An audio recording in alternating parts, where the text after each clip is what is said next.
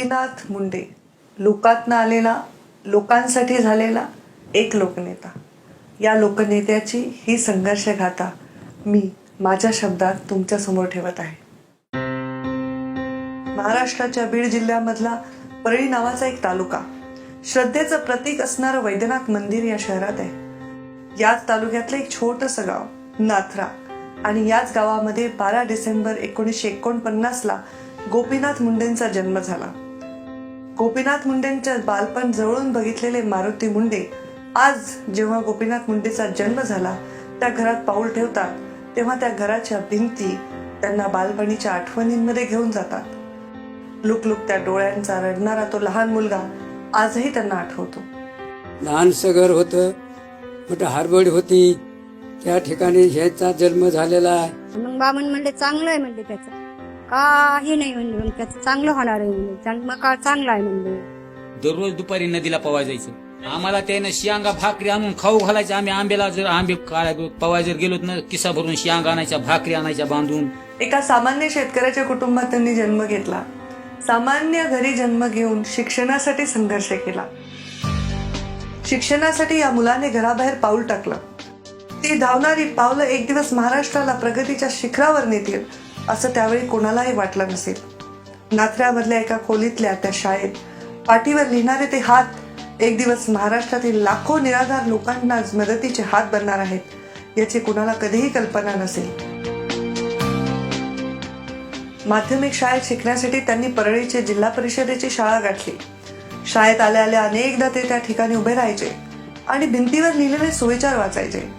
जणू काही ते आपलं ध्येय ते निश्चित करत होते. वर्गात जेव्हा जेव्हा वादविवाद, भाषणाच्या स्पर्धा व्हायच्या त्यावेळी नेहमी ते सगळ्यांच्या पुढे असायचे. साहेब आणि मी हायस्कूलला शिकत होतो परळला.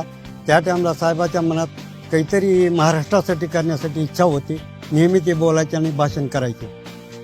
वर्गाच्या 4 भिंतीमध्ये घुमणारा तो आवाज एक दिवस संपूर्ण देशामध्ये घुमेल या कल्पनेचा स्पर्श सुद्धा तेव्हा कुणाच्या मनाला झाला नसेल.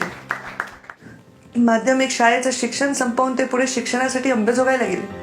तिथे गाठ पडली ती प्रमोद महाजन यांच्याशी, आणि तिथूनच सुरू झाला एक प्रवास ज्याचं परिवर्तन पुढे कौटुंबिक नात्यामध्ये झालं.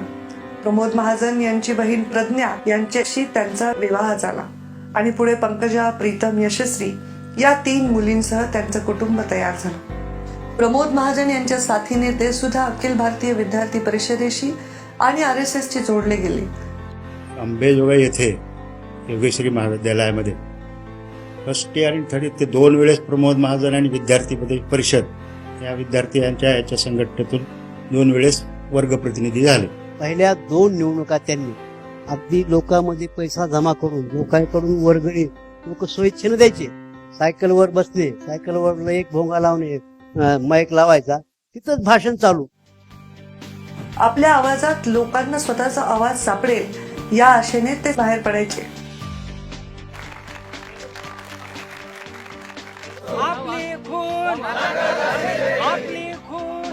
1978 मध्ये जनता पार्टीतर्फे त्यांनी उजनी जिल्हा परिषदेची निवडणूक लढवली. जिल्हा परिषदेची निवडणूक झाली आणि साहेब महाराष्ट्रात विक्रमी मतांनी 7-7.5 हजार मतांनी त्यावर जिंकले. आणि इथूनच गोपीनाथ मुंडे ते लोकनेते गोपीनाथ मुंडे असा प्रवास सुरू झाला.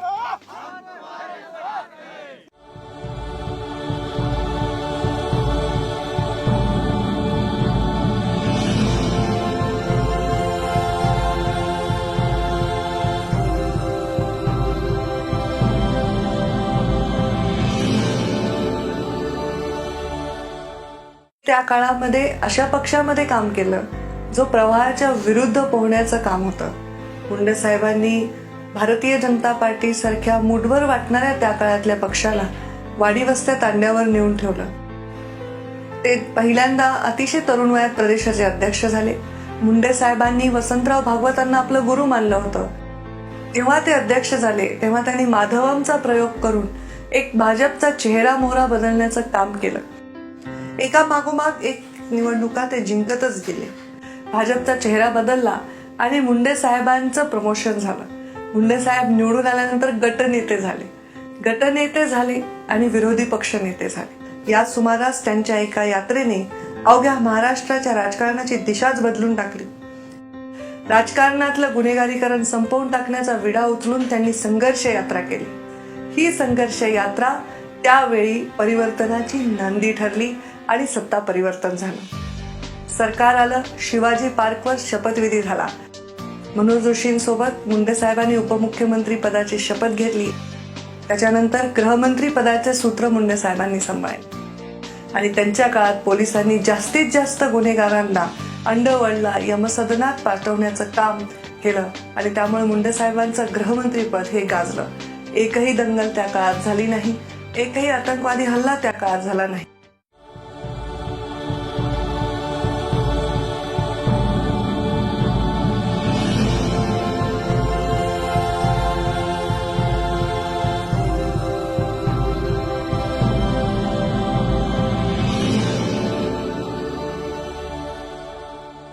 मुंडे साहेबांनी साखर कारखाना टाकण्याचा अनेक वेळा प्रयत्न केला, पण तेव्हाच्या सत्ताधाऱ्यांनी त्यांना परवानगी दिली नाही. कारण साखर कारखाना जर टाकला तर मुंडे प्रस्थापित होतील ही त्यांची भीती होती. 13 दिवसांचं अटल बिहारी वाजपेयींचं सरकार आलं.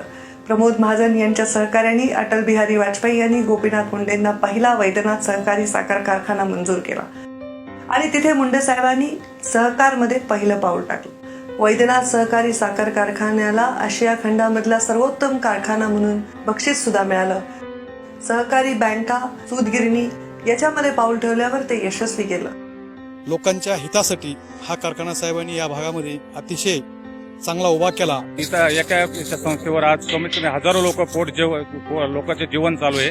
त्यांनी सर्वत्र आम्ही एकाच छताखाली काम करत आहोत आणि आम्ही सर्व एकाच कुटुंबातले आहोत अशा पद्धतीची वागणूक आम्हाला मुंडे साहेबांनी दिलेली आहे. त्या कारखान्यापासून आमच्याकडील सुशिक्षित बेकार मुलांना रोजगार मिळाला. भरपूर बेरोजगार बायकांना कामं मिळाले कारखान्यात. त्या भागातले शेतकरी मुंडे साहेबाला एक देव मानतात आणि त्यांचे उपकार आमच्या पिढ्यानपिढी आहेत. सरकारमधून गेल्यानंतरही विरोधी पक्षात ते रमले. त्यांनी स्वतःचं कर्तव्य पार पाडलं. गोदा परिक्रमा केली. चिखलामधून जिथे माणसाला गाडीने जाता येत नाही तिथे बैलगाडीने गेली. अक्षरशः छोट्या डोलीमध्ये बसून पाण्याच्या तराफ्यावर मुंडे साहेब प्रवास करून लोकांपर्यंत पोहोचले. पायाला नारू नावाचा रोग झाला इतक्या गढूळ पाण्यात आणि चिखलात मुंडे साहेबांनी प्रवास केला. त्यावेळेची त्यांची ती अथक परिश्रम इतके गाजले. सगळ्या प्रिंट मीडियानी छोरा गोदा किनारेवाला अशा प्रकारचे आर्टिकल छापले आणि मुंडे साहेबांचं कौतुक केलं. शेतकऱ्याला ऊसाचा खरा मालक बनवलं. त्यावेळी मुंडे साहेबांनी कारखानदार झाल्यानंतर झोनबंदी उठवण्याचं काम त्यांच्या सत्तेमध्ये केलं. ऊसतोड कामगारांना मुंडे साहेब कधीही विसरले नाही. 2012 मध्ये प्रचंड दुष्काळाची लाट ही मराठवाड्यात होती. तेव्हा मराठवाड्याला हक्काचं पाणी मिळावं, चारा छावण्या उभ्या राहावा यासाठी मुंडे साहेबांनी चारा छावण्याच्या शेतकऱ्यांचे दुःख बघण्यासाठी स्वतः चारा छावण्यांवर राहिले. मराठवाड्याचं हक्काचं पाणी त्यांच्या उपोषणामुळे आम्हाला मिळालं आणि चारा छावण्यांना सुद्धा त्यावेळी सरकारला अनुदान द्यायला मुंडे साहेबांनी भाग पडलं.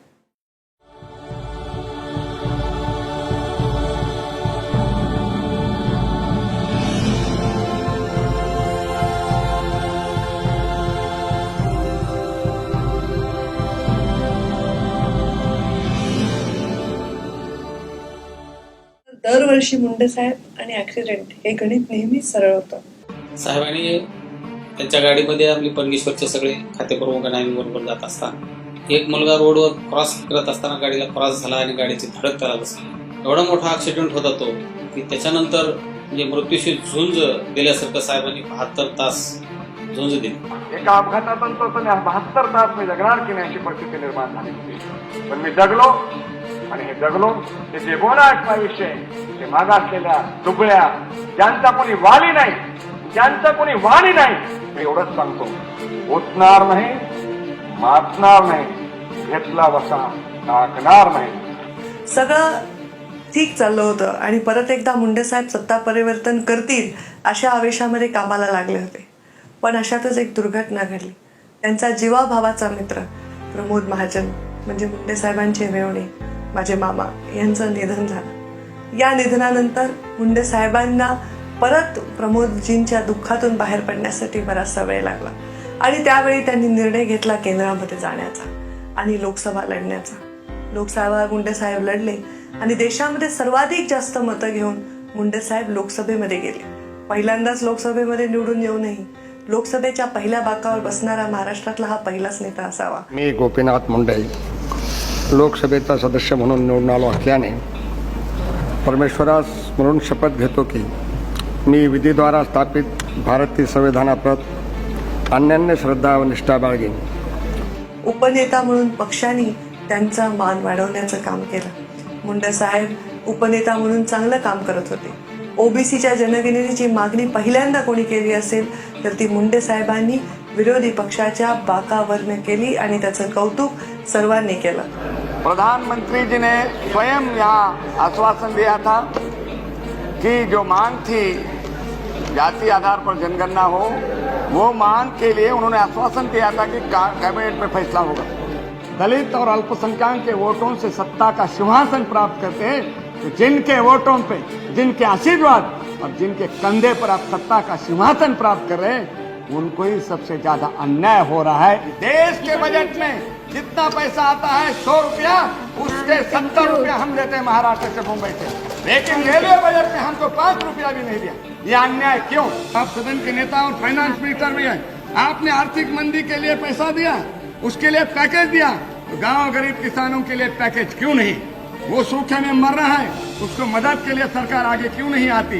एक तो इस साल के भी किसानों का कर्जा माफ करो, और नहीं माफ कर सकते तो उसको स्टे दे दो. इस साल अगर किसान बरसात ही नहीं होगी तो कर्जा कैसा वापस कर सकेंगे? मंत्री महोदय, सदन की और देश की जनता के ट्रांसपेरेंट रखने के लिए सीबीआई की जांच करें. गए 3 महीने में 100 किसानों ने आत्महत्या की और भी किसान आत्महत्या करने की संभावना है. इस हालत में महाराष्ट्र को केंद्र सरकार ने सहयोग करना चाहिए. गांव को या जिले के बारे में राजनीति नहीं करनी चाहिए, भेदभाव नहीं करना चाहिए, ये मेरी मांग है. महाराष्ट्र में अकाल घोषित हुआ है, लेकिन परली तहसील में नहीं हुआ, जहाँ जिसके कारण पानी के अभाव में थर्मल बंद है, वो अकालग्रस्त घोषित क्यों नहीं? इसको नहीं किया गया. वो आप पर मैं आरोप नहीं कर रहा हूँ, लेकिन आपका कारोबार चलाने वालों को समझाओ. आपने हमसे ऐसे कभी राजनीति नहीं की कि जिस प्रकार से ये हो रहा है. मैं केवल आपके ध्यान में, वो तो अन्याय सहन करना हमने सीख लिया है, लेकिन हम चाहते हैं, न्याय की अपेक्षा करते हैं आपसे. मैं अध्यक्ष महोदया, ये IPL, ये सारे काले धन का घोटाला पूरा, ये खेलों को भारतीय संस्कृति के खिलाफ, चेयर गर्ल को नचाया जा रहा है. कौन सा खेल है? क्या कारण है? धन्यवाद. बार गर्ल को महाराष्ट्र में बंदी है, चेयर गर्ल को अलाउड है, क्या है? साहेबांना सर्व जमातीला, सर्व स्तरातल्या माणसाला बरोबर घेऊन साहेबांनी राजकारण केलं, म्हणूनच साहेब हे लोकनेते झाले. ते हजरची बिल्डिंग हजीत लोकांसाठी त्यांच्या पैशानं बांधलेली 15 वर्ष सरकारच्या दिरंगाईमुळे तिथलं अतिक्रमण असल्यामुळे बंद होती. आल्या साहेबांनी 8 दिवसाच्या आत हज हाऊस मुस्लिमांसाठी ओपन करून दिलं. विद्यापीठ नामांतरासाठी जेल भरो आंदोलन केलं होतं, त्याच्यामध्ये साहेब सक्रिय अशा प्रकारचे सहभागी झाले. बीड जिल्ह्यासारख्या मागासलेल्या जिल्ह्याला रेल्वे मिळावी याच्यासाठी मुंडे साहेबांनी अथक प्रयत्न केले. परत एकदा 2014च्या लोकसभा आल्या. मुंडे साहेब उभे राहिले. घरातून विरोधक, बाहेरून विरोधक, अशा प्रकारे मुंडे साहेबांवर फोकस करून राष्ट्रवादी निवडणूक लढली आणि महाराष्ट्राचं लक्ष ज्या बीड जिल्ह्याकडे लागलं होतं, त्या बीड जिल्ह्याने परत एकदा मुंडे साहेबांना विजयी करून त्यांच्यावरचं आपलं प्रेम आणि त्याच्यावरचं शिक्कामोर्तब केलं. पण या विजयाचा आनंद हा फार वेगळा होता. यावेळी एक लाट आली होती, लाट नव्हे सुनामी आली होती. नरेंद्र मोदींच्या नेतृत्वाखाली या देशामध्ये सत्ता स्थापन होण्याची चिन्ह स्पष्ट दिसू लागली होती. 26 मे रोजी मुंडे साहेबांनी केंद्रीय ग्रामविकास मंत्री म्हणून शपथ घेतली. कि नरेंद्र भाई गोपीनाथ राव को कौन सा विभाग देंगे? उन्होंने कहा, अमित, गोपीनाथ राव को गरीब और गांव का ही विभाग देना चाहिए. एक गरीबों का आदमी है, एक गांव का आदमी है, एक किसान का.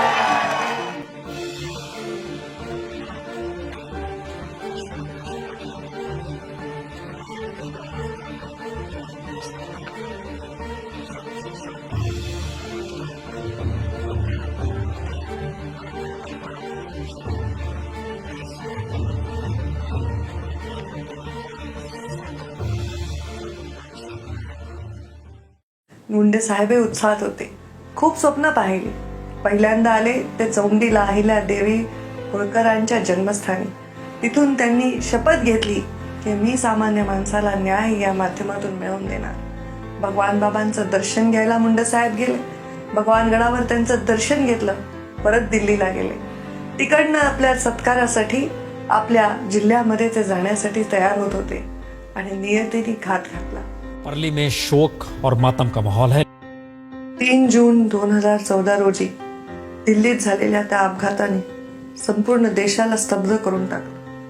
संघर्ष यात्रेचा एक अध्याय अचानक अपूर्ण राहिला. लोकांच्या पुढच्या अनेक पिढ्या या गोष्टीने आश्चर्यचकित होतील की 21व्या शतकातही एक असा लोकनेता हो गेला ज्याची जीवनगाथा एक संघर्षाची अद्भुत गाथा होती.